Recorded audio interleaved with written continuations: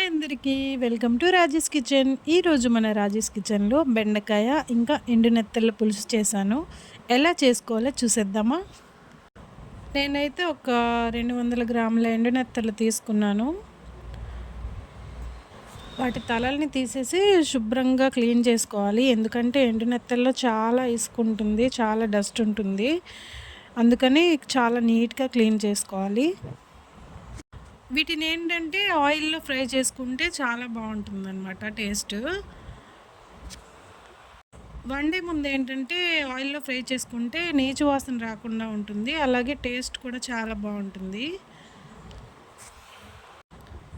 ఎంతమందికి ఎండు నెత్తళ్ళంటే ఇష్టం కామెంట్ చేయండి. నాకైతే చాలా చాలా ఇష్టం. ఎండు నెత్తళ్ళతో చాలా రెసిపీస్ చేసుకోవచ్చు.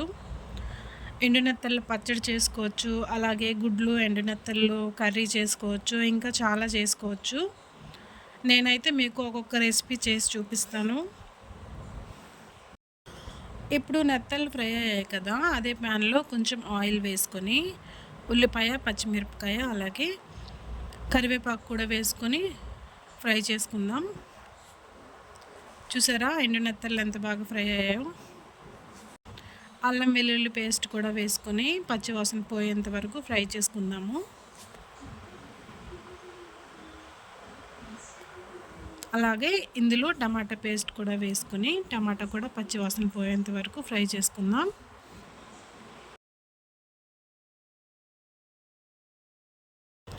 ఇప్పుడు ఉప్పు, పసుపు, కారం కూడా వేసుకొని కొంచెం సేపు ఫ్రై చేసుకున్న తర్వాత చింతపండు పులుసు కూడా వేసుకుందాము. ఇది పులుసు కాబట్టి చింతపండు పులుపు వేసుకుంటేనే బాగుంటుంది టేస్టు.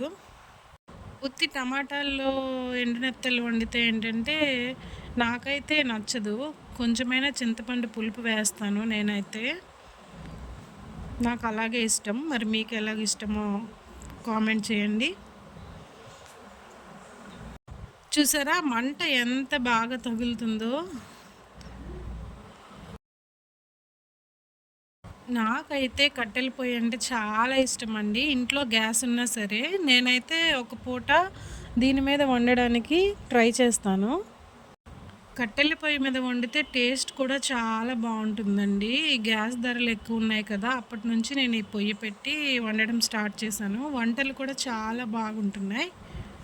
అలాగే పులుసు మరిగిన తర్వాత బెండకాయలు వేసుకున్నాను. బెండకాయలు కొంచెం ఉడికిన తర్వాత మనం ముందుగా ఫ్రై చేసుకున్నాం కదా, ఎండు నెత్తలు కూడా వేసుకొని కలుపుకుంటున్నాను.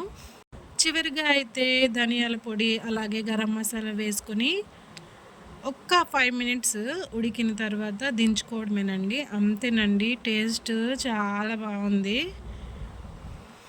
మీరు కూడా ఒక్కసారి ట్రై చేసి చూడండి, మీకు కూడా నచ్చుతుంది. అలాగే నా వీడియో నచ్చినట్లుంటే ఒక చిన్న కామెంట్ చేయండి, అలాగే లైక్ చేయండి, సబ్స్క్రైబ్ చేసుకోండి. Thank you.